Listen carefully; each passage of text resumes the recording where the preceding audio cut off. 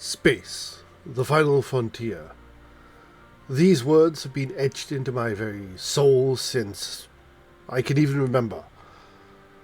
Star Trek growing up was one of the key elements that more or less went into the building blocks of who I am. Hello, ladies and gentlemen. My name is Guy, the Kamen gentleman, and it's been a while, but I wanted to come back with a look at possibly one of the games I am most looking forward to, either coming out this year or next, and that is Star Trek Voyager Across the Unknown. When this game was more or less revealed to me a couple of months ago, I found the whole idea of it to be quite intriguing. Voyager itself is a series that a lot of people dislike and a lot of people like, and with credible reasons as well. Like, Voyager, in terms of the Star Trek history, came after DS9, one of the best Star Trek shows of all time, and didn't necessarily hit the landing straight away. A couple of seasons in, about season 3, when we started getting more Delta Quadrant focused stuff, we learnt more about the Borg during these seasons. We met 7 of 9. When we got to that point, Voyager felt really good, and one of the biggest curses of Star Trek, I think, is always the first two seasons are hit and miss, much like Picard was. Like, season 1 and 2 of Picard was terrible. Season 3, amazing. So this game itself is basically a what-if machine, if you will, of Star Trek Voyager, starting off from day 1, when they went into the Badlands looking for the Marquis, to all the way to the end. Now, the scope and the expansiveness of this what if is going to be very interesting to experience when we actually get to the full game. I have played about 20 minutes of this already. I'm doing this recording more or less live. This is all off the top of my head. This is honest to God reactions, because I have only seen a small part of it, and I'm really, really interested by this. So, like I said, this is a what if game. The storyline can alter, it can change, and it's more or less a XCOM base building / narrative story, and it is a wonderful thing. We are just very quickly going to turn down the volume a little bit more. Here, graphics, as you can see, very, very basic stuff, and game, there is absolutely nothing in there. Why is this even a thing? There'll probably be more stuff when the actual full game comes out. So yes, let us begin, shall we? So this demo features the first 12 sectors and based on an in-development build. Now, I am hugely, this bottom line here, indie team comprised of Star Trek fans. This means the world to me, because a lot of games, as we watch the very basic intro, a lot of Star Trek games and a lot of other franchise games that I grew up with have never really had a fair shake when it comes to development. You know, we've had a few good Star Trek games over the years, because I started off, ZX Spectrum, going all the way up to PC, I've been through so many different genres and ages of games that one time I would love a true game of something that I love. And be it Star Trek, as my voice goes, Star Trek, Doctor Who, which is another huge fandom of mine, and Power Rangers / Tokusatsu. We've never really had a consistent amount of good games to this. Here we are, right at the beginning, the first. Apologies for the pop-ups, the pop in there, but yeah, that's what we have to deal with. Gentlemen, welcome to Voyager. Now, interesting thing about that intro. The first appearance of Voyager was actually connected to DS9. Voyager was docked at DS9 before it actually went on the first ever mission. And the two people we were about to meet Tom Paris and why have I suddenly forgot his name? Ensign Kim, that's his name. Wow, I completely forgot his name, and I have met him in real life. My sister has as well. But we meet Ensign Kim and Tom Paris, on DS9. We meet them at Quark's. Kim is almost talked into buying some very knockoff gifts from Quark himself, and Tom Paris more or less steps in. I'm curious to see how much of that we're going to see, if there's going to be any sort of interaction prior to this particular screen in the full game. That would be really, really cool to have. Though, obviously not really important to the narrative of the main story. It'll be quite a nice little introduction to the mechanics and how the tutorial really should work, and what we're going to be going through here is essentially the tutorial for a lot of it. So, Enzakima, you're fresh from the academy, ready for your first deep space assignment. And I feel really sorry for Janeway, because she had all the weight of being the first female captain on Star Trek. And it's like, there are moments where she shines as a captain. I wish I could remember the name of it right now, but the microphage, I believe it was called. An amazing episode, and showed how badass Janeway is. And then, but we had to get through so much bad stuff for it. And poor Harry Kim, always a lieutenant. Always an ensign, sorry. Did he ever get promoted? I can never remember. I think later on he did. But, always stuck there, always never changing. And to give my trust, you already met Tom Paris? Yes. Like I said, met on DS9. And, I love that, because one of the big things, and this is why DS9 is such a... I apologize, I'm going to ramble on this. One of the reasons why DS9 is such a good show is it bridges two other series. Because, we have TNG come in at the beginning on the first episode. We had Picard there, and familiar faces.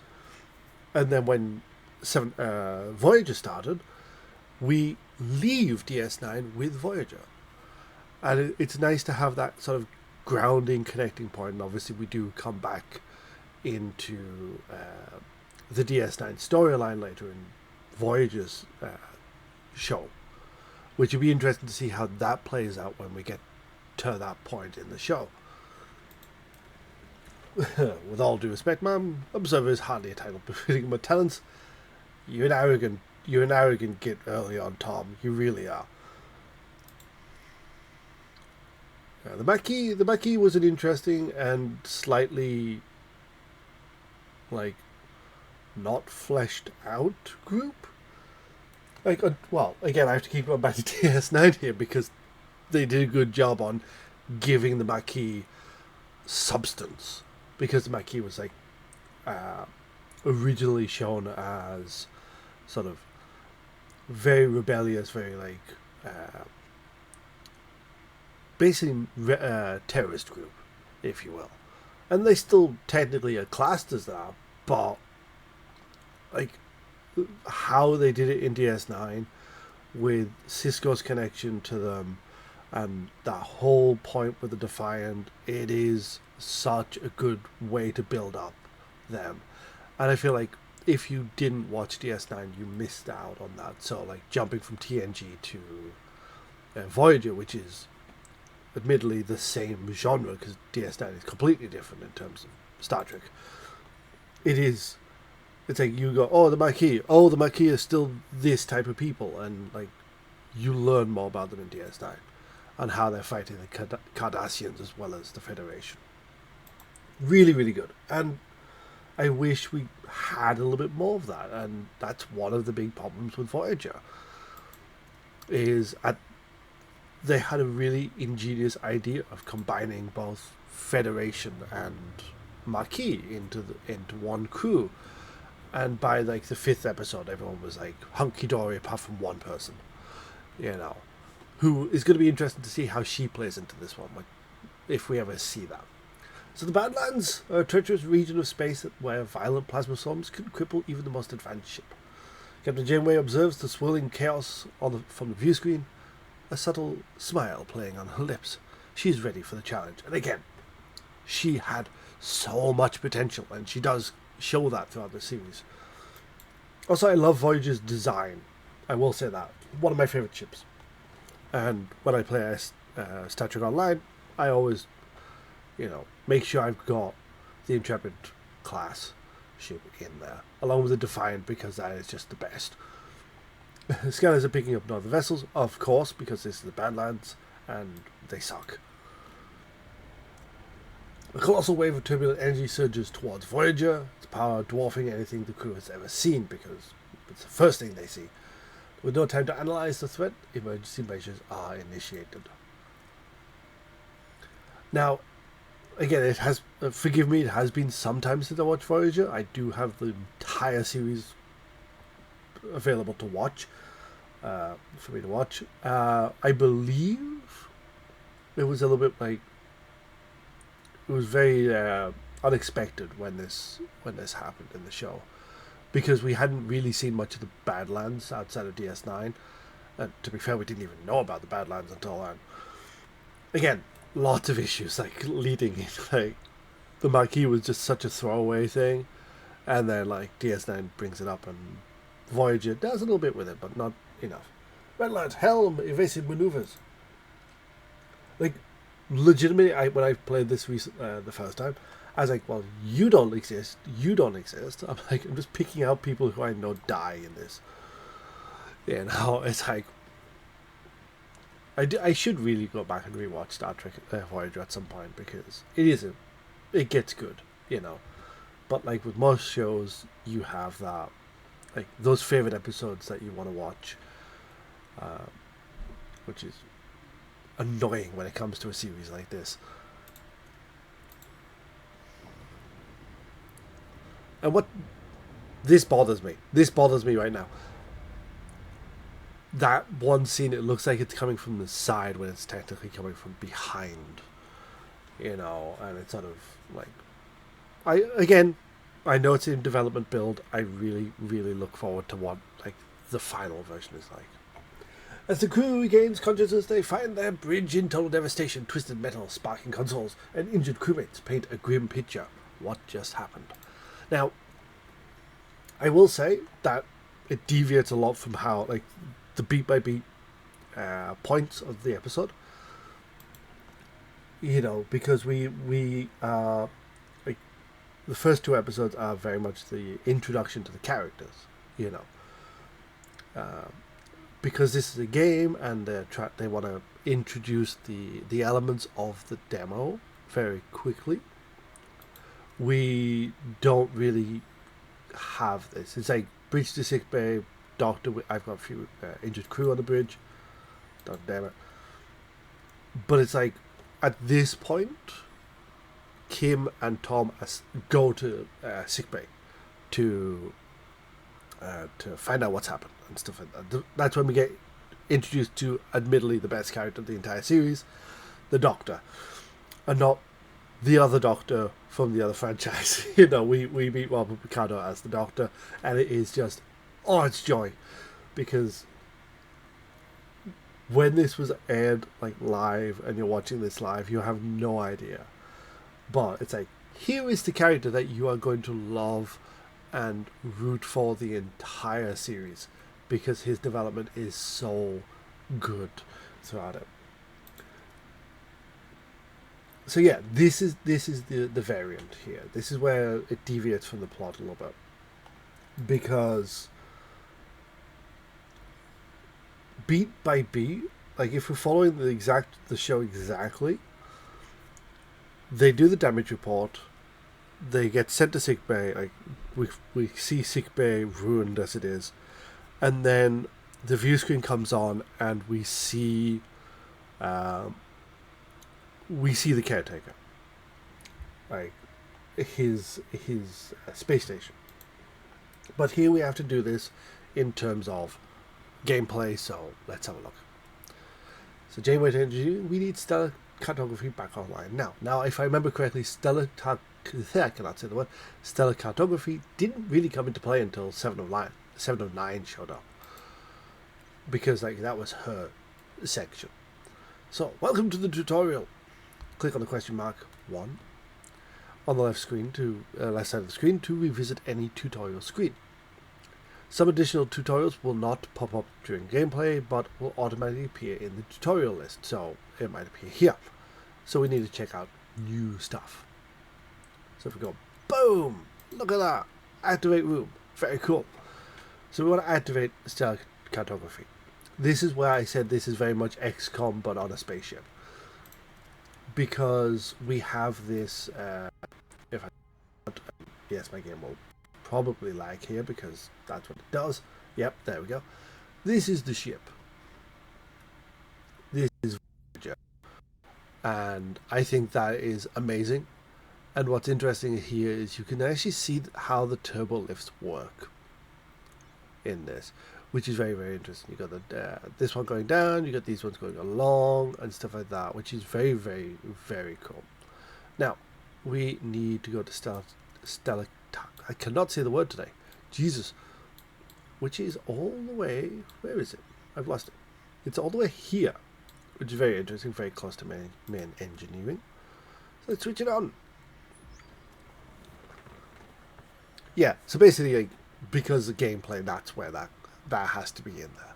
Because we literally, like, expand a second into, let's have a look at the ship. What Harry's trying to stammer is that we're not in the Badlands anymore. This is true. You know, and then we get to see one of the coolest first shots in the entire, like, first season, or the first couple of episodes at least. The space station for the caretaker. If our sensors are working, we've just jumped over 70. Jesus, I need to wear my glasses. 70,000 light years into the Delta Quadrant. So, if you've never really followed Star Trek before, there are 4 different quadrants to the Milky Way. We've got the Alpha, we've got the Beta, we've got the Delta, and I believe Gamma. Yes, Gamma Quadrant. Yes, because DS9. So I keep going back to DS9, and I really apologize, but it's like, it is such a defining part of Star Trek lore. So yeah, the Alpha and the Beta are very much like our... Like, Alpha is us. This is where the Federation is, if I remember correctly. Beta Quadrant is very much where, like, Klingons and Vulcans and all the familiar species are. Gamma is where the Dominion are, the founders and stuff like that. And the Delta Quadrant is basically unexplored, but that's where the Borg come from. Spoilers. But actually, it's not spoilers if you watch TNG, because Q literally throws Enterprise there. Which someone brought up a good point on YouTube recently. Like, I was watching some old clips. It's like, literally they got flung to the Delta Quadrant, met the Borg. When they got sent back, what happened to that information? You know, I believe it got brought up maybe once or twice after that, but like, in different shows, but I'm not entirely sure. This array will have, like, this again. I understand the need to impose upon the gameplay, but I feel like the deviation from this very, very quickly, because Janeway would not really do this. And it's like, again, this is more the tutorial, because it's like, hey, let's show you how the world works and how the mechanics work and stuff like that. So basically, at this point, we now get to scan systems looking for resources. And this is very much like the XCOM 2 map, you know, where you have different points and you can move your base around and stuff like that. So we have basic resources. We got deuterium, I cannot pronounce that, duranium and tritanium, and crew. So, and I mean, technically, isn't dilithium is the fuel that powers the warp core? I can never remember. When visiting points of interest, you can choose between different approaches and with different risks, and this is where the what if scenario comes into it.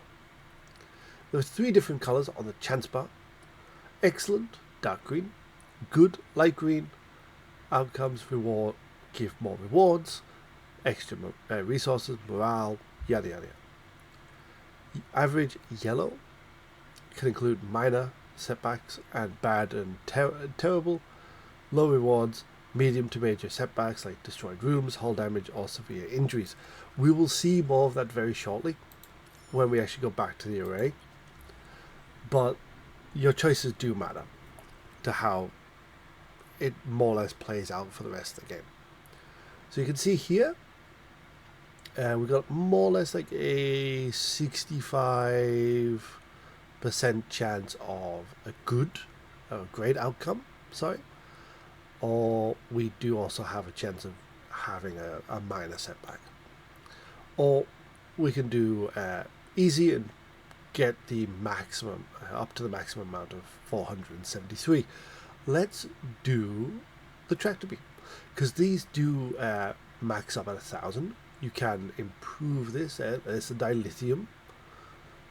You know, we got bio-neural gel packs, which is one of the big things about the Voyager. Is one of the first times the circuitry is different from how it was in TNG or the original series and stuff like that. Here we have Borg nanites, which is really, really cool. That's very, very interesting. Science points, deuterium, I can never pronounce that name right, batteries, power, you know, and other resources here. So let us beam some up. Let's see what we get. Oh, we actually got a good result. That's cool. So depending on like your ship upgrades and stuff like that, that can change, which is quite nice. So if you improve the tractor beam more, that's going to affect it more, from what I can tell. Captain, we can now deactivate grey mode. Yeah, let's deactivate grey mode. So the warp core has different settings. Depending on the reactor level, you can produce more energy, but more resources are required. Increase the power output by selecting main engineering and switching the warp core to a higher tier. So as you can see, there are many, many tiers that we get to more or less see. So we got 2, 3, 4, 5, and 6, all with different effects. So we'll keep it to a 1. Let's head back to the array. So here we have optionals. So we can try hailing. Obviously, anyone who's experienced the show knows that that will not happen. That wouldn't have any effect. But let's scan for life signs. There's no one on board. Scan the array. What about the array? Several life forms aboard. Captain! Captain! Nuclear vessels! Sorry. Don't know why like old Chekhov's stuff came back into my brain. Is one of them a Vulcan?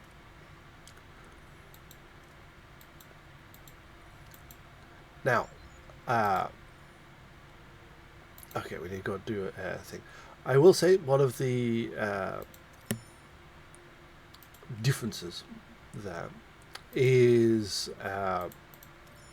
when Voyager first shows up, they see the array, and then they get teleported onto it, which is a big thing, you know. They get teleported on it, they don't know what's happened. I believe this is just after they activate the EMH, the holographic doctor, which is Robert Picardo, and basically starts a long-running thing about his character being like, hey, why has no one turned me off?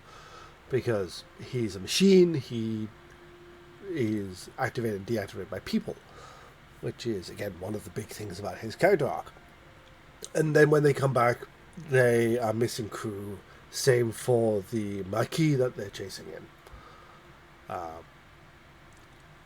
So there's a lot that happens, if I remember correctly. No, wait. My brain just clicked in. No, I'm lying. The Maquis come aboard first, then they get teleported onto the array. When they go back, one Starfleet officer and one Maquis isn't there. I mean, we'll see that as we go along, but there's no like, we're going to beam over. They go because they have no choice.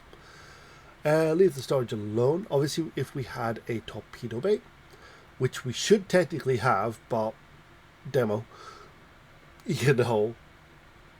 we could destroy it. But for now, let's just salvage what we can. We're getting some good chances here. I think it's because I'm recording this. Because for some reason, whenever I don't record things, I have the terriblest of luck. Now we have all the things we need. Let us repair the ship. And one of the things I'm most interested about when it comes to Star Trek, this particular game, is how is it going to play into the choices we make in regards to the ship. Because there's one point that I believe was originally going to be a thing, and I believe there was an interview about it after the fact. There's a 2-part episode called The Year of Hell, which is in late season 4, I'm going to say, because it's after the Borg episode where 709 comes in. And like, Year of Hell is amazing. It talks about time travel and time travel, like what happens when you mess with time. And you see, like, as the story progresses, Voyager become more and more damaged, and more like altered, basically, by the effects. And sadly, at the end of that episode, the big reset button was pressed, and Voyager was back to normal. And I think a lot of us would have loved to have that season continue with a damaged Voyager. And like, I'm hoping that that's something we can experience in this, where we can actually change how Voyager looks by like applying more Borg technology, making alliances with factions that never really got aligned with in Star Trek, in the show itself. It'd be quite interesting. Ensign Kamen, Mr. Palace, get ready for your first away mission. Again, those two did not go by themselves, but I'm going to stop harping on about the show because, that's how it is. So, away missions present a series of challenges. Heroes possess skills 2 and 3. You can see here. Select heroes with matching skills for your away team. So this requires a little bit of planning. So we have challenges, we have some science, we have some medical, we have some engineering, we've got Starfleet, we've got a pilot trait, we've got a quick-witted trait, which is basically, hey, look, this is the tutorial of the game. Deal with it. So you can see, like, we look here, we've more or less got these abilities here, which cover that. So let's go! Start the mission! Decide an approach and select the hero to complete. Challenge. If the skill is lower than the requirement, then the success chance is displayed. So here are our skills, here is the requirement, which we'll look at in a minute, and we're more or less having a chance to succeed. Captain, we seem to materialize in the middle of a cornfield. This place, it's usually similar to Earth, but something's off. Any suggestions what to do next? So we have an option to go look for footprints or special noises, which is here. As you can see, very high success chance with a little bit of risk. Or we can go sciencey, scan for any life signs or strange energy signatures, a little bit more success chance. So we will go with Ensign Kim for this one. You have to hold it down as well to confirm things. So you got the crew skill, that's the difficulty of 33. It's like rolling against a DC check in D&D. Hyrian told me use their tricorders to scan for life signs and detect strange energy spike emanating from a nearby area. Following the readings, they navigate through the cornfield and find a farm with people working in the fields. An old man sits on the porch of a nearby farmhouse strumming a banjo. Ah, a good character, that one. After a challenge, the participating team members are fatigued and their skill values are reduced. Let them rest for the next challenge and recover and plan ahead accordingly. Now, this is tricky because at this point you don't really know what you are going to be experiencing or expecting in terms of skill checks. So you do have to be very it's like, oh, this is I have a very high score in something. I don't want to risk it in case there is this sciencey ability, So, Captain, this old man seems harmless enough. He might know what's going on here. How should we approach him? Again, a scene that doesn't happen in this game. I mean, it happened. This is taken from the show, but Mr. Tom Paris, see what his body language says. There we go. Yeah, success of 19. Harry and Tom discreetly observe the old man, try to analyze his body language. Something feels off, like he's putting on an act. But they can't quite put their finger on why. The old man seems perplexed by their presence, muttering about how Harry and Tom are early and how it's not their turn yet. He invites them to stay on the farm and wait, offering them some fresh corn cobs. And we got some 5 science, which is always good. You can select one or more hero for the challenge if they possess the required skill. If the skill value is equal to or higher than the required number, you have a chance of critical success, which is that yellow bit there. The old man isn't much help. Yes, he is. We'll try to find the monkey ourselves. There is a large barn behind the farmhouse. Tricorder readings are off the charts. You can definitely tell there's something strange about it, especially that back wall. So, for example, if you want to do the 2, that's what we can do. And you can see we have this critical chance here to get some of the blue resource. So let's do that. Let's see what we get. We're not lucky enough to get that, but we did succeed, which is always fun. Harry and Tom try to disrupt the energy field, causing a flicker in the air. But before they can break the illusion, the people from the field burst in, wielding farm tools as weapons. The old man appears and reveals the barn is actually an illusion. The back wall dissolving to show a bluish glowing room where unconscious people, included the tattooed man and half Klingon woman, lie on surgical tables. Now, here is where the game gets interesting. This is where the consequences lie. This is where the consequences come into being in this game. And this is what I love. Because I made a choice here on my original save.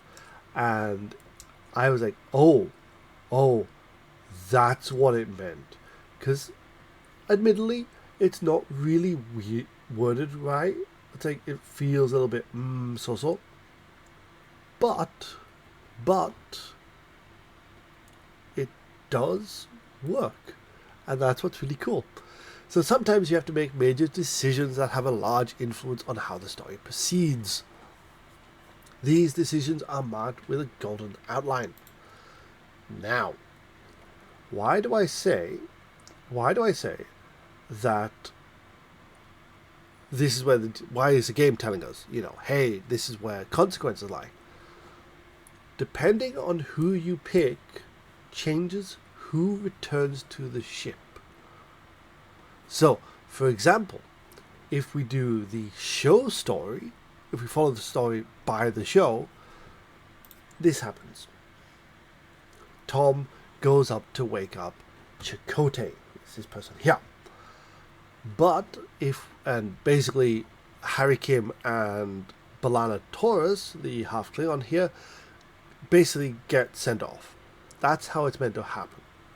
However, what we're going to do, because I like this option, is we're going to get Mr. Kim and B'Elanna onto the ship. So let's go.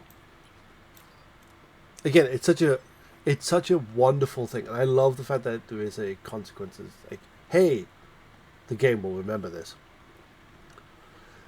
Harry spins towards the half Klingon woman, hoping to rouse her. As he reaches out, the old man stops at him, a look of concern on his face. Before Harry can react, a blinding white light fills the room and everything goes dark, or blank. So yeah, that is where the game changes, and that is what I love about this. Captain Janeway anxiously awaits the return of her away team when Harry Kim unexpectedly materializes behind her. What happened on the array? Whoa, I'm back on Voyager? What happened over there, Mr. Kim? We lost contact for you for several hours. Hours? But we were just right there, right? Tom? Seems he's still on the array. I hope you have a hidden piloting talent because we are short. Captain, we are being hailed by the Maquis. Sorry, the word Maquis is always a fun one for me to say. Again, this is where it deviates a little bit because we hail the ship. They don't hail us, we hail them. They because I believe they get teleported back onto their ship after this. No. I apologize for my earlier lie because the original lie that I said I had was actually the truth. Damn, it's been a while since I watched Voyager. And this is where they beam over. Because Janeway contacts Chakotay. They reveal that they've also lost B'Elanna. They teleport over. That's when Tuvok reveals like he was a spy, which we'll see in a second. Starfleet, I don't know what you did to our commander, but I can still ram this wreck into your precious starship. B'Elanna, calm the fuck down. Ramos, one of our own is missing. It would make sense to postpone the ramming phrasing until we're all accounted for. Does that sound reasonable? We're beaming over. Pushing. Yeah, basically, I think Chakotay's here normally. I do like the fact that they've done this. I question how much of it they can do because Star Trek and copyright and stuff like that, but we will see. I really hope this project does not get tanked in any way, because this really needs to be a thing. Despite Janeway's invitation, the arrival of the Maquis crew is fraught with tension. Both sides remain wary as they prepare to discuss their shared predicament. Don't play games, Starfleet. We're armed and ready to defend ourselves, even though you're standing where Seven would stand later on in the series. I wouldn't have it any other way. Glad to have you back, Tuvok. He changed costume very quickly. Likewise, Captain. Miss Torres, I must inform you that I was assigned to infiltrate the Maquis. I never liked you, Vulcan. That is unsurprising. I assure you I perform my Maquis duties to the highest standards. Patak! Again, love the fact that they've got the mannerisms down.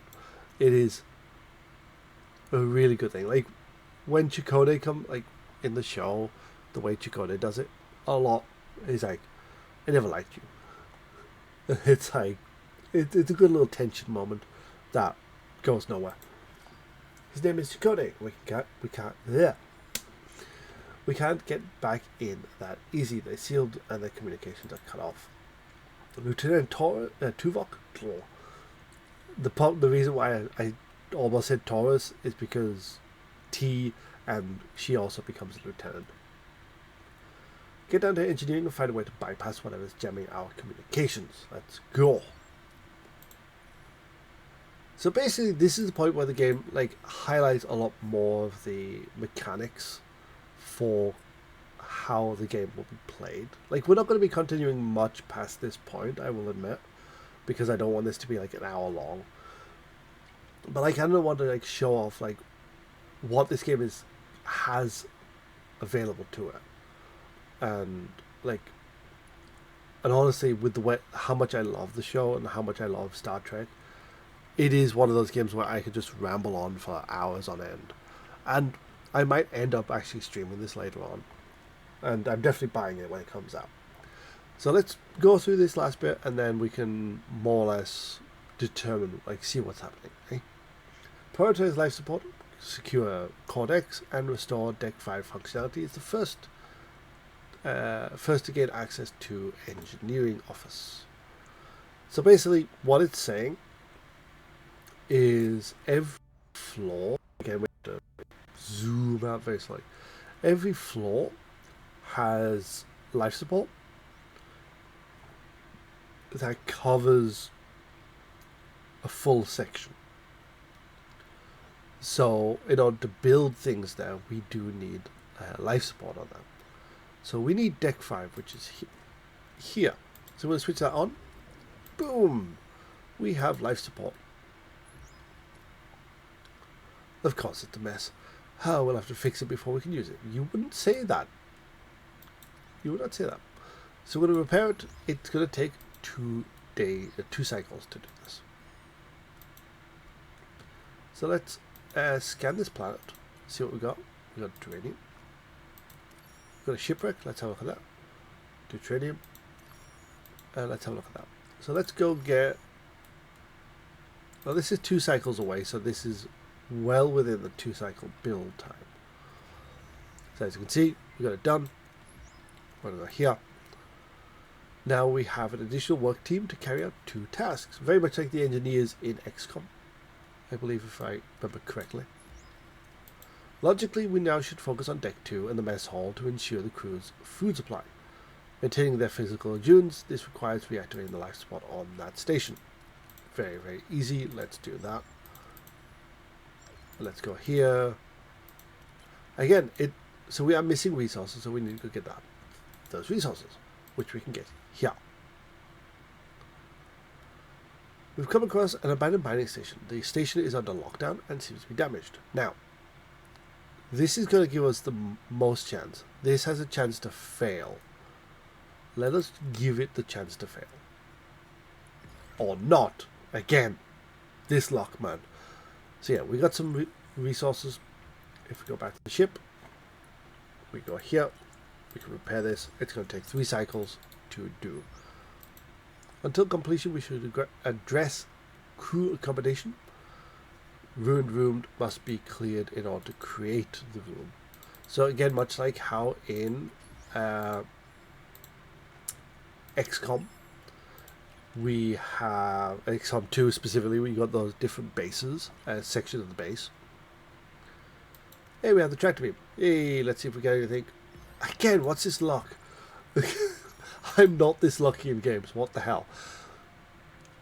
But yeah, you have that opportunity to build more rooms by clearing out sections, you know, and they generally have different effects. So as you can see here, we are going to be switching to replicator rations. Not fun.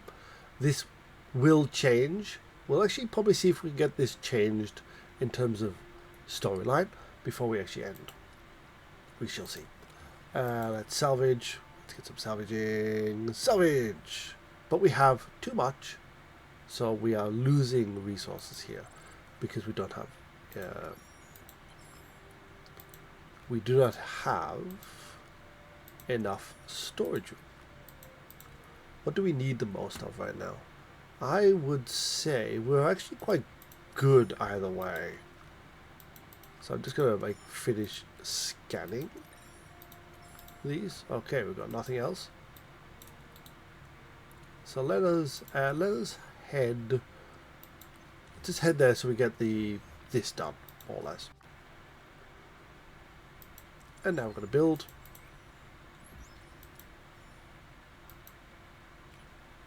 Oh, Harry, you sweet summer child, you don't have like much of a speaking role in the show. Yeah, so we basically have 4 cycles. We're going to do a call the caretaker. Captain, the raised jamming signal has been neutralized. We should be able to establish communication. Let's hope they respond. Hail the array. Who is this? Why are you bothering me? Oh, it's you. Why are you back? You don't have what I need. Like that's a line. It's like, and I okay. I hate the fact that they show this part, like reveal this part so early, because we don't see this form until, like, I think episode 2. I'm Captain Janeway of the Federation Starship Voyager. We mean you no harm. We just want our people back. Your people are no longer here. They might have what I need. You'll just have to leave them. So here you can see we have different options. Different characters do have roles. You know, B'Elanna talks. Janeway can do some talking as well. We're going to scan more or less first. No sign of the captain and no humanoid life signs indicated at all. Who or what are we talking to? Appeal to his humanity. Tell us where they are. We are entrusted with their safety. Their families and friends relying on us to bring them back home. They are our responsibility. I understand, but I had no choice. There just isn't enough time. Time for what? I must honor a debt that can never be repaid. Find something that cannot be found. Yeah, we'll talk about that in a minute. What kind of debt? What kind of debt? Maybe we can help. Weren't you listening? It can't be repaid. All I can do is protect them. No, you're stealing my time. Don't you understand? I don't have time. Not enough time. Sorry, for some reason, like, whenever the caretaker is a factor in my brain, I have to follow the way he talks.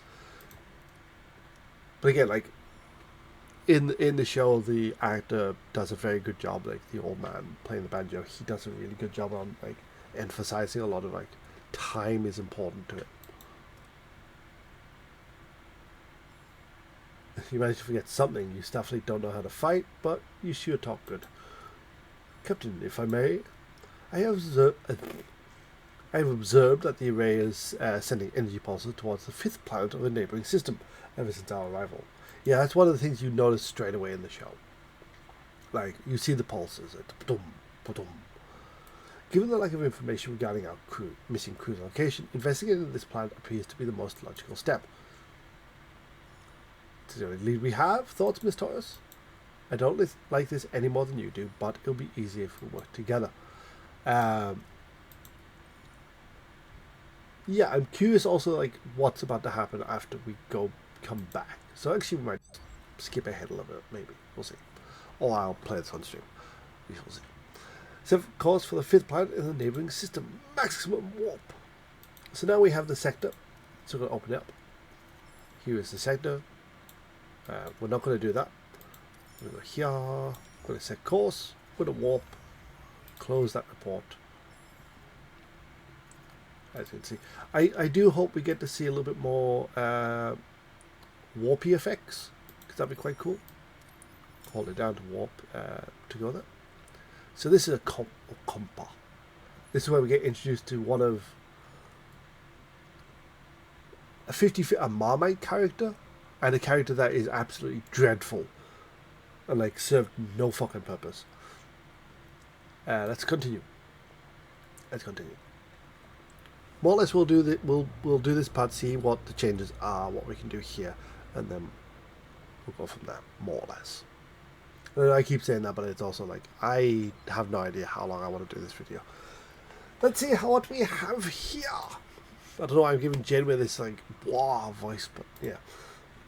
Following the caretaker's energy pulses, Voyager discovers a desert planet with a harsh, unforgiving landscape. Tom Parison, Captain Chakotay, perhaps being held in this place. Yes. Weirdly, you can see the Maquis ship, which, sadly, it doesn't really show anything in this. Let's do a scan of the planet, shall we? Let's see what we can learn about this planet. It has all the basic characteristics of an M-class planet, but no ocean, no river, no nothing. However, there are settlements. The settlements belong to... why can't I remember their name? The worst faction in early Voyager history. Kazon. The Kazon Nistrum. That's it. Oh, the Nistrum is like the governing body of the different sects of Kazon. Yeah. I'm a nerd, okay? Anything noteworthy about the energy pulses? They're consistently targeting a single location, a barren piece of the desert. I recommend an away team to investigate the area. There is something else. The interval between each pulse is decreased by 0.47 seconds since we left the array. That's because of a thing that I like. Anyone who's followed Voyager knows exactly what we're talking about here. They're getting faster. The entity said he's running out of time. Whatever that means, we'd better hurry. We'll examine this world firsthand. So that is the Marmite character, because this is Neelix. Be very interesting to see how Neelix plays into this one. Captain, a small ship is approaching. They're hailing us. On screen, it's Neelix. A particular alien with a mischievous grin greets Voyager from his chaotic vessel. Neither Starfleet nor the Maquis has ever seen such a species. This is a dumb line. Perhaps an inhabitant of the Delta Quadrant. You don't think? Again, I'm not criticizing the game. I'm just like that. Like if I was on the ship and someone said that, I would just slap them. I'm like, why? We're in the Delta Quadrant. Of course, it's a Delta Quadrant alien. Neelix, how do you have a badge already? Greetings. Looking for something on this dusty old rock. Would we find anything, Mr. Neelix? I've never seen a ship like yours. Let me guess. You're whisked away from somewhere else in the galaxy and brought here against your will. Sounds as though you've heard the story before. Thousands of times. Well, maybe 50 times. But the caretaker has been bringing ships here for months now. Like, Neelix early on is very much like... I mean, throughout the entire series, he is the counter to Tuvok. Which brings up a very interesting question, and spoilers for this part. There is an episode that is good, but highlights the worst aspects of Janeway as a captain, and it implies that, like, because they are trapped in the Delta Quadrant, there is no Federation, there is no Starfleet here, and no one here knows about Starfleet apart from the Borg, that basically they have to do what is right to survive. Now, the episode in question is called Tuvix, where Tuvok and Neelix more or less fuse because of a transporter accident.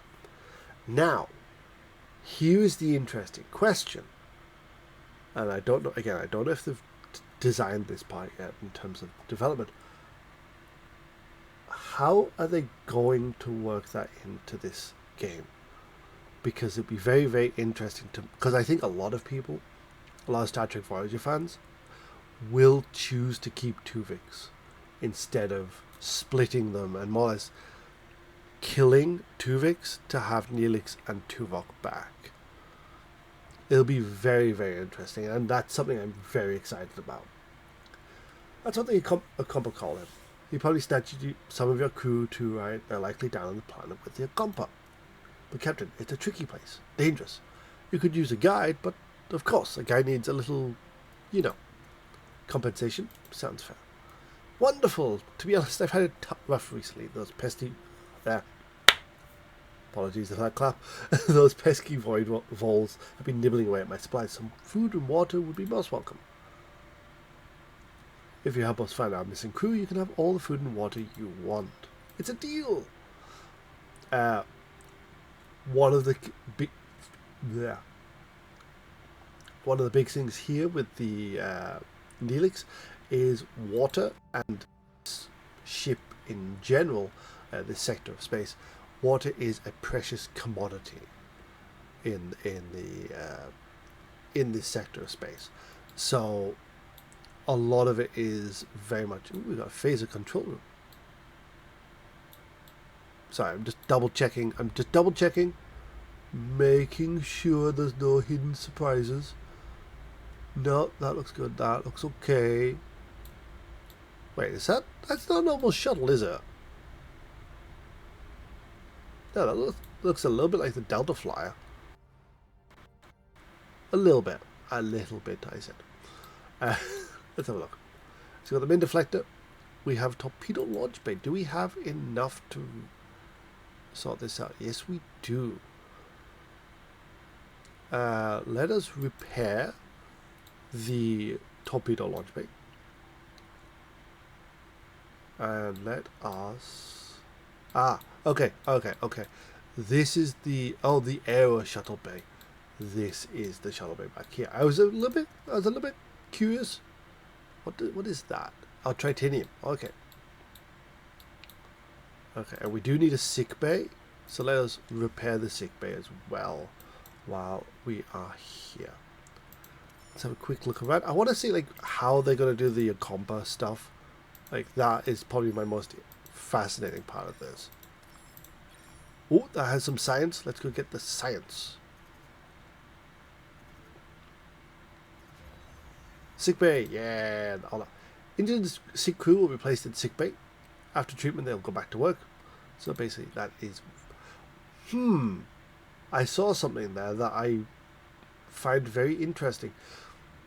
There was. Let me. Yeah, 1 second again. Aha, okay. I was very curious because Cass looked like a particular character that shows up later on in the show. The Vidians. Now, the Vidians are probably one of the scariest species in existence because they are affected by the phage, which basically is killing them. Like it's a degrading of the cells. So basically, they have to harvest people. Probably one of my favorite like not even 2-part episode. It's a 1-part episode, but it is about Voyager getting stuck and splitting into 2. And it is a really good episode with a really sad ending to it, but it like you see like the good and the bad of a thing, and it is like holy crap. And the Vidians in that play such good villains to it, and I think this is Neelix. Hello, Neelix. What a delicious meal, a culinary masterpiece. I've never encountered such a tangy but comforting, smooth yet vibrant concoction. What is it called again? Tomato soup. Tomato soup. Something of a culinary wizard myself, you know. My Alfaran hair pasta bowl is widely known for its bold, mouth-watering taste. Mr. Neelix, I'm pleased you're enjoying yourself, but we need your assistance now. Now, again, I know it's because of the game, and I can't keep comparing it to the show, but the episode, like the scene between Tuvok and Neelix in the first or second episode, is so funny because it puts Tuvok in such an awkward place because Neelix is just enjoying a bath and just the water and everything, and Tuvix. Apologies for the clap. I'm sorry. Tuvok has to be the straightest person in the entire universe because he's just staring at a wall, being professional. You know, he's like, "We require your assistance now, Mr. Neelix." See, my brain has always got Tuvix in the brain right now.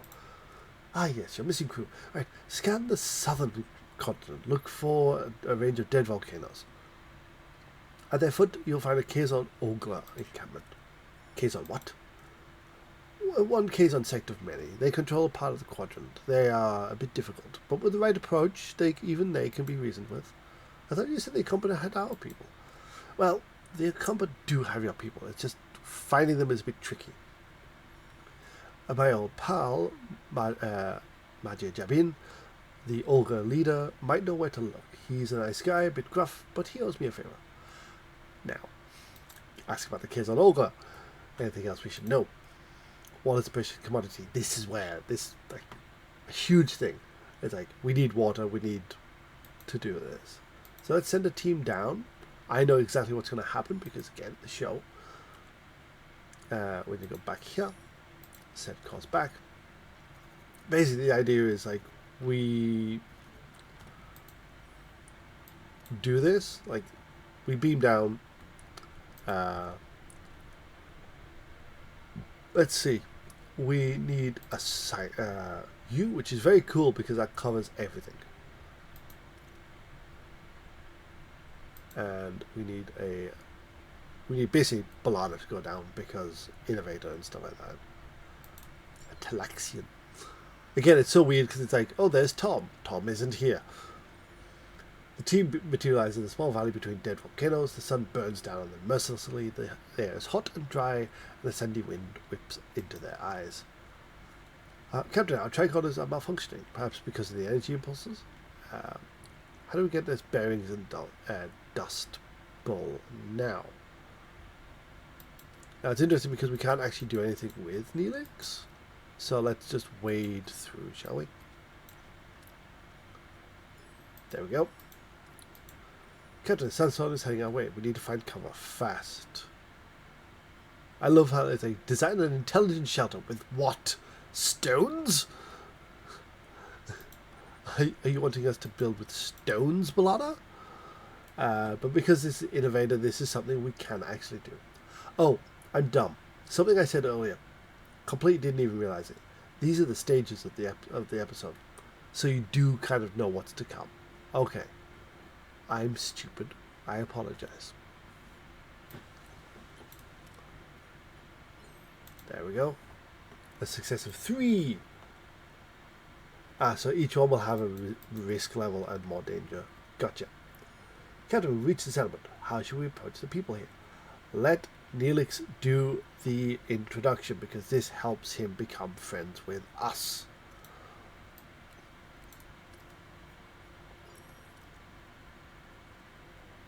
If I remember correctly, he's like, friends!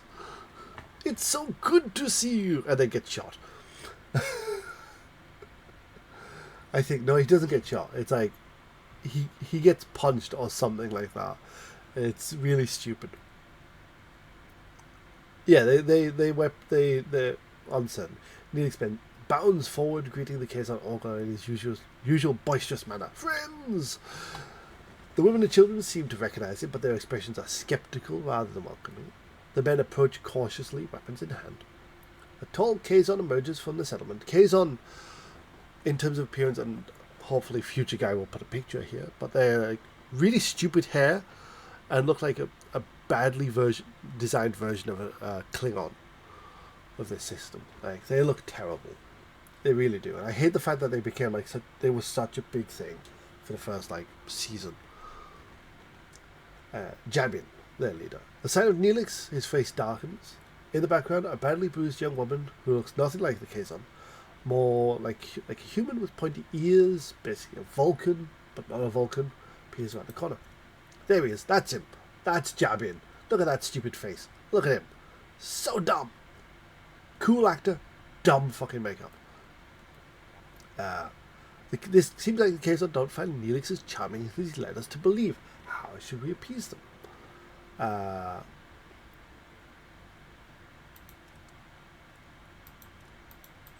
mean, I could do that to get like a bunch of fucking critical things. This is actually cool because like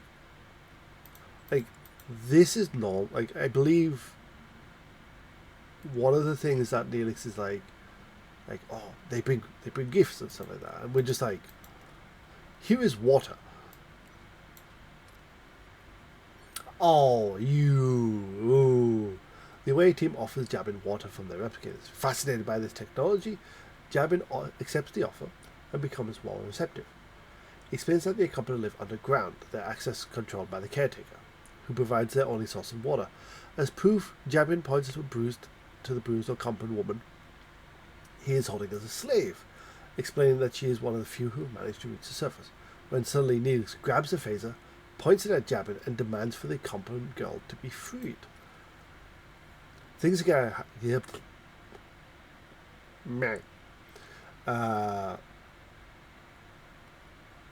Things are getting out of hand, Captain. We should retreat. We are going to secure the retreat with phaser fire. And I'm curious on like what the difference here is in terms of like all round stuff. We'll see when he does this, but well, let's do this first and then I'll talk about it. Hey, Kess is recruited. Let's go. Okay, so they're saying that the away team lays down covering fire. This doesn't really happen so much. Neelix shoots because they beam down like huge crates of water, and Neelix, once he has cast, fires on the crate. So like everyone, like all the Ks on Olga are rushing to get the water, and that allows them to escape. Okay, that is actually really cool. Everyone's leveled up. Nice. Safely back on Voyager, Neelix surprises the rest of the away team as he and the rescued woman Kish how deep does the relationship between the two go? Fucking Kiss. What a waste of a character. Sorry, I have huge dislike, and like she really held back the Doctor's progression. I think like she was vital for like starting the Doctor's progression as a character, but after that she basically did nothing, and then came back in one of the worst ways possible. My dearest Kes, didn't I promise I'd save you? I knew you would come. Let's skip through that. You lied and endangered my crew. This is not how trust is built, Mr. Neelix. He was desperate, Captain, but I understand. I want to repay you and your crew for saving me. As Javin said, the access to the underground city is controlled by the caretaker. There is a tunnel, but the caretaker sealed it with a security barrier. Maybe it would transport through the barrier if it had the slightest breach. A transport signal amplifier would be necessary. Excellent idea, Kes. Can you help? Excellent idea. Kes, can you help us once we've located the breach? Of course, it's the least I can do. Like, I want to see how things play out in terms of the Okampa. Computer, initiate an emergency medical holographic program. There he is, Robert Capado. Robert Picado. Jesus. With no other options available, Janeway activates the Voyager's emergency medical hologram. This is weird because like it's shown early on that the original Doctor is dead. So it's interesting that like they don't mention that here. Please state the nature of the medical emergency. A line that has stuck with me for like as long as Voyager's been like around. Doctor, our chief medical. They do mention it. Okay, cool. I don't think it was highlighted earlier. There is no need for concern. I am capable of treating any injury or disease. A broken ulna, a few minor bruises and grazes. Nothing I can't handle. You are in the most capable hands, young lady. Thank you, Doctor. That is very kind of you. I expect you to do your best, Doctor. You are a program, so yeah, exactly. Do my best. Captain, I'm programmed for optimal medical care. What else would I do? Now, if you'll excuse me, I have a patient to attend to and a sick bay to reorganize. Still got that terrible bedside manner, which is fun. Right, repair the science laboratory, which we can do. We have enough resources for that. Skip. There we go. Get that done. Back online. Let us research that. That is 3 days. We need more deuterium, so let's go do that.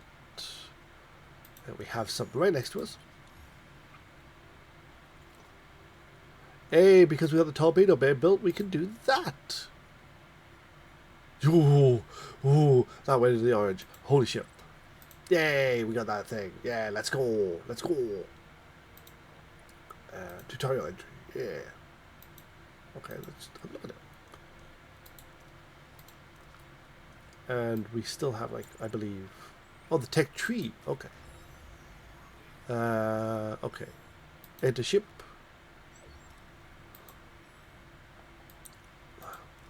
Okay, this is the point where the game is like, hey, look at the things that we need to do.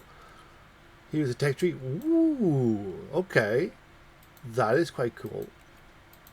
A lot of a Borg section. Ooh, I love the Borg. Borg are one of my favorite villains. Scared me shitless when I was a kid.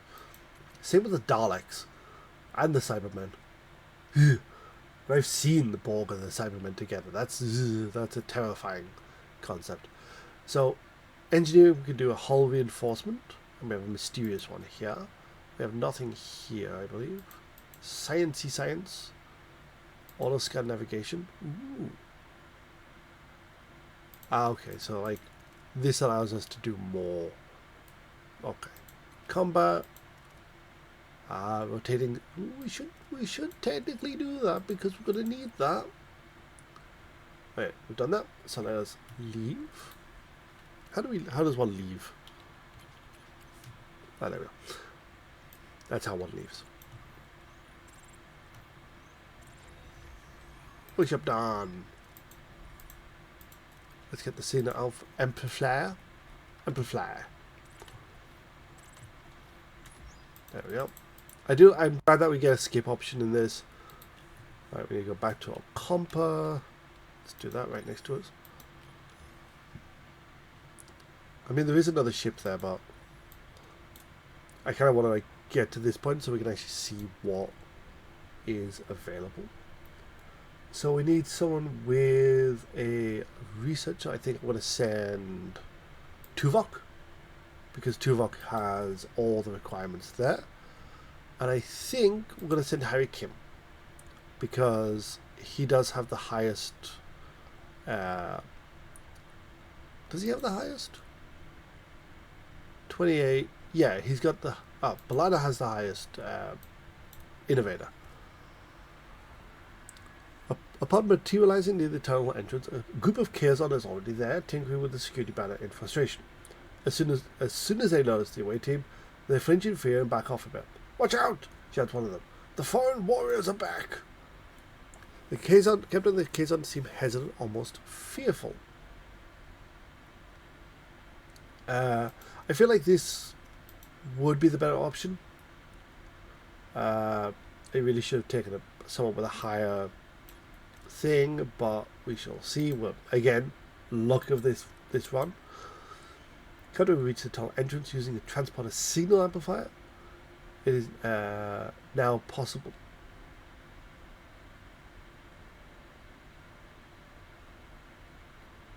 This doesn't feel right.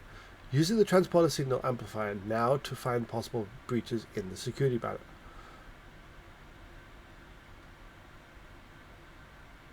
Is my brain having a stroke? Can we reach the tunnel entrance? Using the transporter signal amplifier now, it should be possible to find breaches in the security banner. That's what it should... that's why my brain went. Again, come on. Give me this gold. So we deployed the signal amplifier, carefully scanning the barrier. After a tense few minutes, they locate a small breach in the energy field and successfully transport themselves through the opening and into the tunnel. So basically heading into Okampa. Captain, we're inside the Okampa city, but it's a maze of streets and chambers. How should we proceed to find I can't speak today. How should we proceed to find Tom and Chakotay? Let's let Cass lead the way, because Cass is Cass, and very, very useful for an episode where it's like, hey, this is an episode about Ocampans. Cass approaches a group of Ocampa, respectfully asking for assistance in locating the missing crewmates. The Ocampa, who should recognize Cass, because like she meets people, family and stuff like that, eagerly provide direction to a medical facility. The away team eventually finds their crew members, who at this point of the episode would be already out and about in the city with weird growths on them that all people sent by the caretaker have. So basically it's cutting out a lot of stuff here. The caretaker's array is apparently repositioned itself and now firing on the tunnel entrance. So the whole narrative for the caretaker is something happened to a compa that was his fault. Like, he basically endangered the Ocampans, and they retreated underground, and he more or less, like, set out to keep them safe. Like the world is a dead world, but all the energy he's sending helps keep them going and stuff like that. So like the whole idea is before he dies, he wants to make sure that the Akompans are going to be safe forever. So by giving them as much power as they have to power replicators, water supply, and that sort of thing, and all the tech, then he seals the Akompans so the Kazon Nistrum don't move in and try and steal everything. A message from Captain Janeway cuts to the joy of reunion. The caretaker array has now started firing on the tunnel entrance. We have to get out of here. Let us do this one, because it's a higher chance and less chance of failure.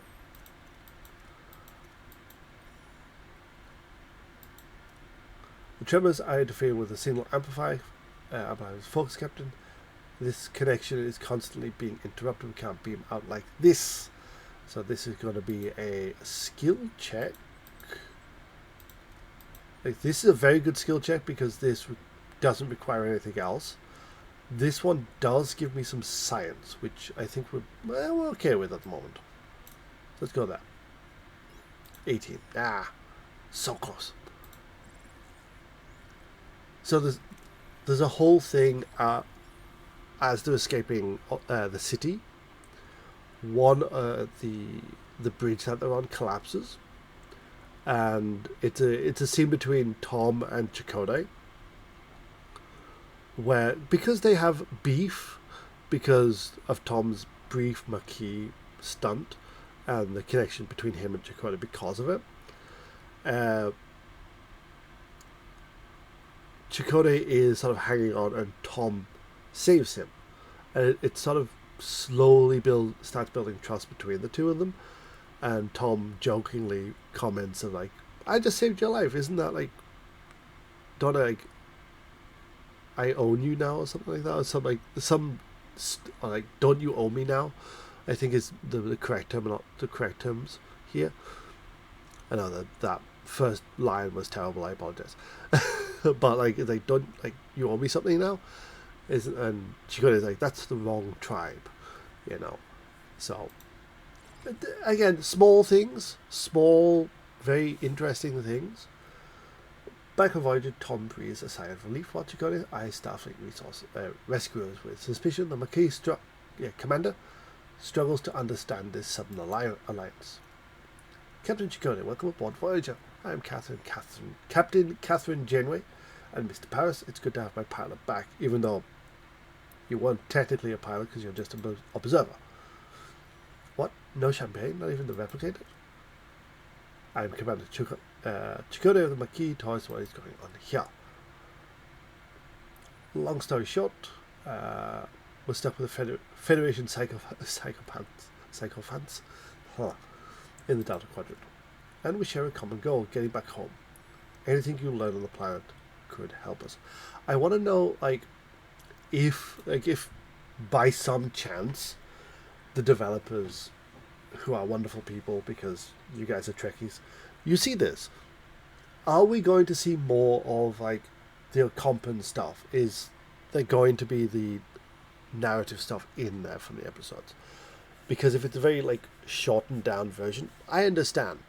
I get that because it fits for the gameplay narrative. But I'm curious on how much of the storyline we're actually going to be seeing, no matter what path sort of goes, whatever path we take. Ask if they learned anything about the caretaker. They say he's been acting out of the ordinary lately, abducting people, and it's increased their power supply to half a decade. This is the stuff that we get shown in the actual episode. What can you tell us about Compa? Native friendly, they don't get out much, but that's good, because they wouldn't survive. Apparently they've been living underground for longer than anyone can remember. That's true, our ancestors lived on the surface once. Ancient journals tell us the caretaker opened a deep chasm and led us underground. Any idea why? They mentioned a warming. Yeah, so this is basically, that was an interesting bug there. This is basically the explanation that the caretaker is correcting a mistake. Say again, Lieutenant Kirk. There's enough evidence for me to inform a reasonable hypothesis, Captain. The Ocampo homeworld turned to a desk because from one day to the next. The caretaker's immediate arrival seems to be no coincidence. I assume he was responsible for the ecological damage. Building an underground city and caring for them, he seems to be trying to make amends. In addition, Ensign Kim mentioned that the caretaker provided the Ocampo with a mere 5 years' worth of energy, coupled with the... it was actually Paris that said that, I believe. My brain is full of holes right now. Coupled with the destruction of the access tunnels and its frequent references to running out of time, the logical conclusion is that he does not intend to continue his role as caretaker.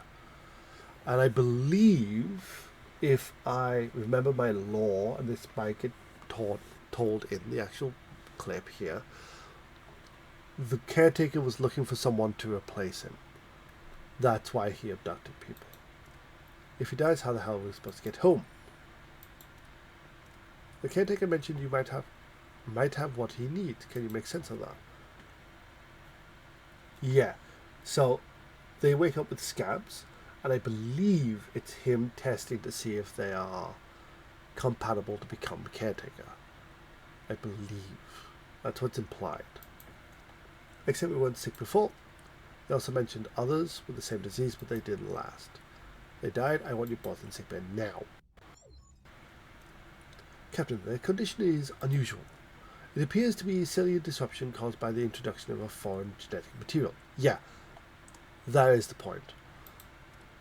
They are fortunate. A few more days and the cellular disruption would have been fatal. Foreign genetic material for what purpose? An excellent question, Commander. It appears to be introduced deliberately. And there is a scene, I believe, in the first episode where the crew is captured, like teleported onto the array, and there is a scene, I believe it is Kim, who wakes up and basically watches the caretaker machines like inject him in the stomach with something, and that's more or less what has happened here. Prognosis? The expertise, they should make a full recovery. Cool. Yeah. So basically it's like, hey, I'm trying to make stuff. I want to make a successor. Let's do that.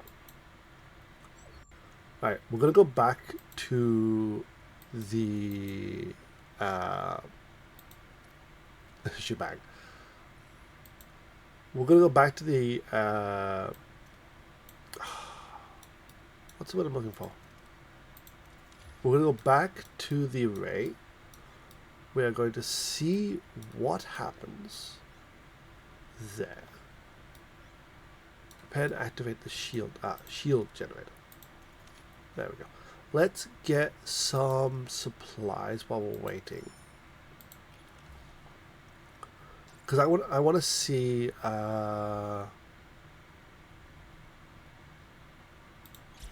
okay, let's very quickly do that then. Okay, enter chip. Okay, because I want to clear the debris. That's going to take 3 days to do that. Repair. No. Sorry, my friend is like, no. Hey, at least we didn't like fucking succeed on everything. You know. Okay. Enter chip. I want to close that. We're going to build a crew quarters. Can I actually build any other crew quarters? No, just emergency ones. Gotcha. That's going to take 3 cycles. Let's just get some resources here.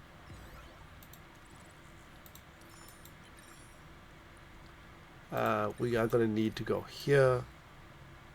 Get some blue resource. Oh, lucky. And then let's wait a cycle to get that done. That's good.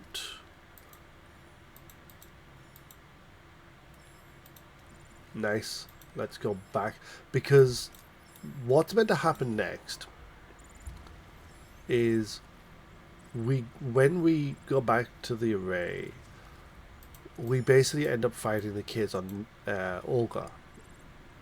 And it's basically the point where the Maquis ship is destroyed and the ships are, like, the crew is together now at this point. But the caretaker does get to... there they are. Cool. I'm curious on how the combat works in this one. If there is any. Seems we were expecting, Captain. It's a case on. Lead ship is hilly. They're probably not calling to chat. I'll have our Maquis raider manned. You'll have support if this turns into a fight.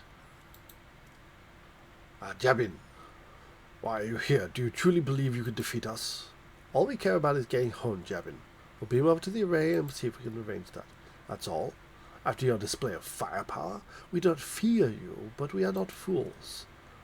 We have no dispute with you. Then leave, the array is ours. That's absurd. We have no intention of challenging you. The array is mine, leave or face my wrath. Jabin, we could... Okay, so they're basically doing the same concept in terms of how the show goes at this point. There is no consequence point. So we have to select heroes for this. Okay. So a Voyager plus Maquis Raider. Interesting. Cloaking. So we can actually cloak on there. So we're more or less going to win at this point. But let us select Chakotay. Let us select Tuvok. Let us select Tom Paris. Let's have a look. Voyager will fight semi-autom by itself, basically. Fails to fight automatically, torpedoes manually. You control the ship by opening the command menu and deciding how to approach the enemy. Okay. What are your orders, Captain? Okay, let's have a look. So we've got phasers, we've got shields, we've got stuff there. That. Okay.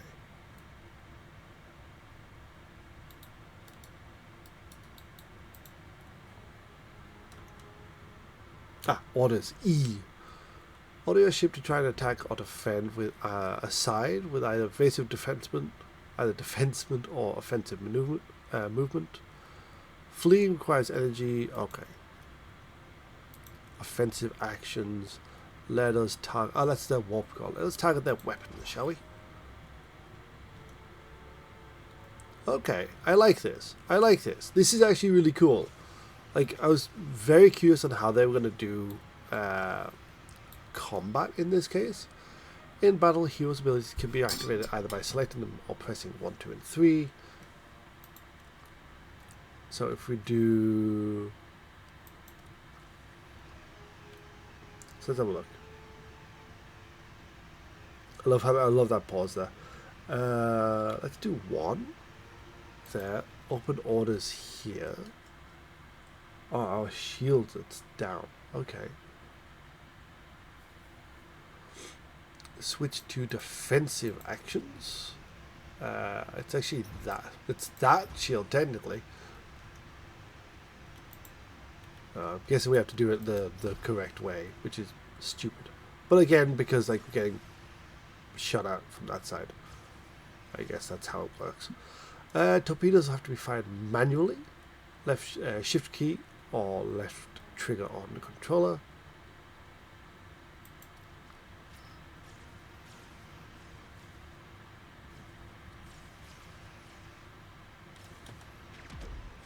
That's cool. Okay. Oop, a little bit of jiggering jank there. A little bit of jiggery jank. I wonder if you can, how like much of that you can actually do. Fires a double phaser. Yeah, double phaser. Oop. Oh, because I paused. Okay.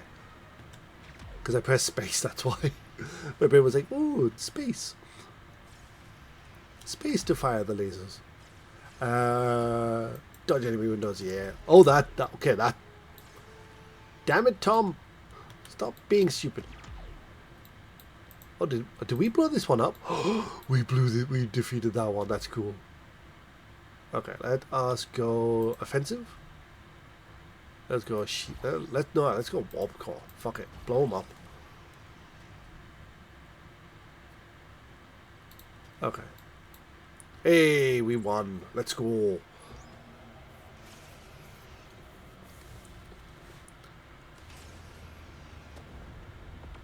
Damn it. Oh yeah, I forgot he does that because that's right.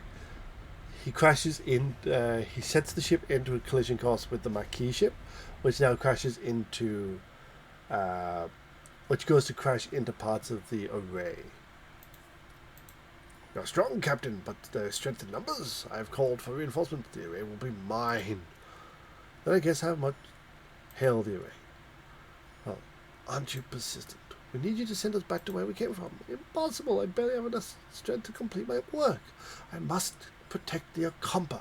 If I don't, the Kazon will steal their water. They won't be able to survive. Something you did turn their planet into desert. That was a debt you could never repay. We were explorers from another galaxy. We had no idea our technology would devastate the atmosphere. 2 of us were chosen to stay behind and care for them. 2, where's the other? She went off to look for more interesting places, who we'll come across later on, no doubt. You must let go of the company. Did you ever consider allowing the company to care for themselves? They're children. Children grow up. They need challenges. Maybe the company are stronger than you think. Send us home!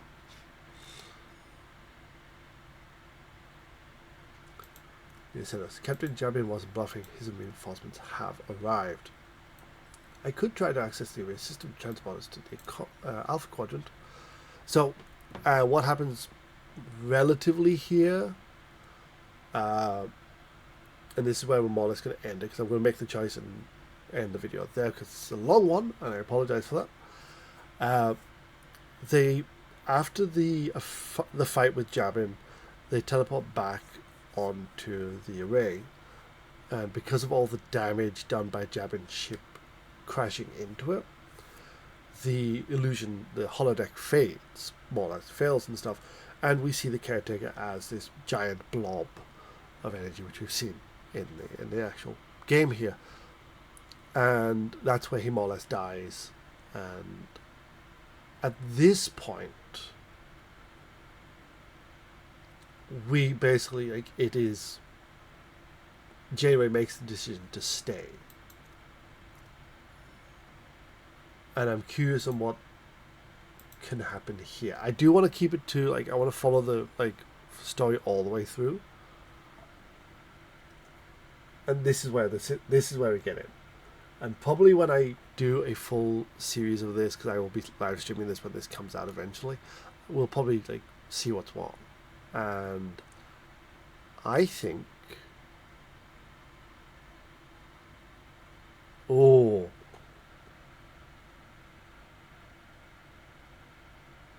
let's go back home, which is interesting because, like, this is true. Oh, okay, that's interesting. So we have a success chance. We'll go. Fuck it. We'll follow through. My ship commander. Tuvok now. Oh, it's a success. Oh shit. Oh, that's brilliant. That is absolutely brilliant.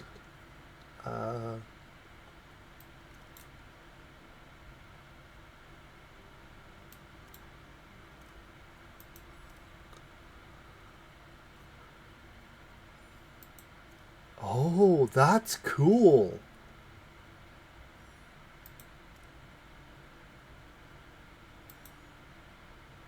I'm going to let them go.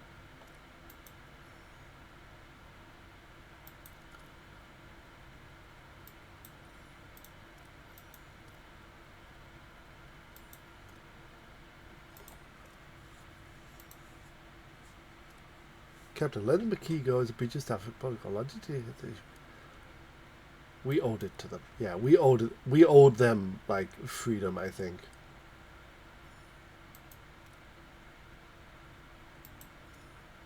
The Maquis, they saved my life. What they did in the past, it doesn't matter. I won't complain about their help either. But the thought of going back to New Zealand, not exactly my idea of happy ending. Let's see what we can do for that. Tom, I made you a promise, didn't I? And perhaps a certain part of your unique skills. Oh, okay. I'm curious then. Okay. That's very cool. Ha! That is very cool. And that, my friends, is Star Trek Voyager Across the Unknown. Really, really cool. Like, I love the fact that they have this alternate ending to the game. That's really cool, because it's one of the things a lot of people do bring up when they talk about Voyager. It's like, Janeway she didn't know the incumbents. She had very little reason for stranding her crew in the Maquis here, like in the Delta Quadrant. And like every time there was a reason to go back, like a way to go back and stuff like that, it is very, very interesting. Like, she refuses flat out to do it. So it's very interesting that they thought completely on how the characters would react, because Chakotay would necessarily be pissed off at Janeway, because it's like, oh look, this is the Kazon and the Okompa are very much like the Cardassians and the Maquis, and like the civilians and stuff like that. So like there is that similarity there. And Chakotay would be incredibly pissed off, because at this time of his life, he is very much Maquis through and through. And as the show goes on, it becomes like a mixture between, and like a very good counter to Janeway. So it's interesting. It's nice to see like they're like, yeah, not happy, but you've shown us, like, you've held to our, like, the deal we made and let us go and stuff like that. And that's very interesting. I wonder if if there is going to be like some additional stuff added, like, in the future. That'd be really cool. But that was amazing. That was absolutely amazing. My name has been Kai, ladies and gentlemen. Thank you so much for watching this. I know this was a long one. I originally planned to have this very, very short, but I got really hooked into playing this, like playing through the demo there. I'm probably going to play through the other version, or I might leave it till the full game comes out. To the dev team, you did an amazing job on this. I know you'll probably never see this, but you did such a good job on this game. I absolutely love it. I love the dedication, the care, the love you've put into creating Voyager as realistic as it was in the show, and having the characters be very much the same version of themselves. Thank you so much. This was amazing. I'm so looking forward to this coming out when it does. Until next time, there is another video I'm planning on working on, talking about some indie games and stuff like that, which hopefully will be out soon. But until next time, folks, I've been Guy. I might be streaming here on YouTube more often in the future, maybe, possibly. But I will let you know that. Thank you so much, and I will see you guys in the next video. Till then, take care, and in the spirit of the show, live long and prosper. Bye for now, ladies and gentlemen.